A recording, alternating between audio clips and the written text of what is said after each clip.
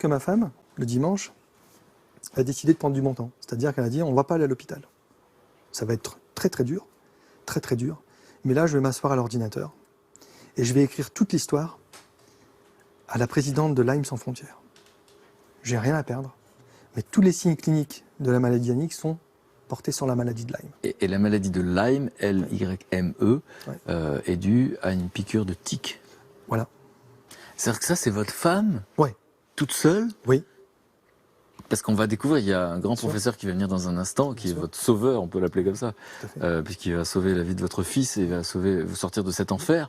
Et donc c'est votre femme qui a cette sensation que les médecins passent tous à côté, et elle voit des symptômes qui ressemblent à quelque chose qu'elle a lu finalement. Qu'elle a vu sur une émission de France 5 de Chantal Perrin, quelques mois auparavant, lorsque Yannick était à la maison, et qui correspondait tout à fait aux signes cliniques de ce qu'avait Yannick, tout à fait.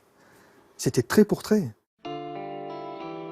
Dans cette émission, un symptôme attire l'attention de Yannick. La maladie de Lyme se déclare par une tache rouge sur la peau.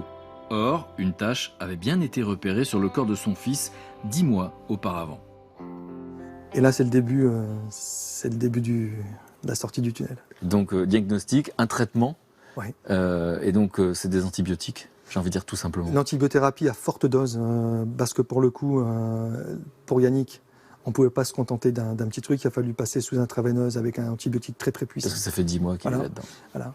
Et donc là, les résultats sont spectaculaires, parce que là où même le professeur lui-même, il vous l'expliquera, pensait que ça serait beaucoup plus long, ça s'est joué sur 3 mois.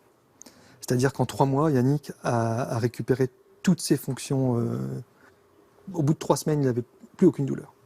Et donc c'est incroyable, parce que j'en ai des frissons. Hein. C'est-à-dire que, parce que c'est l'enfer, et d'un seul coup.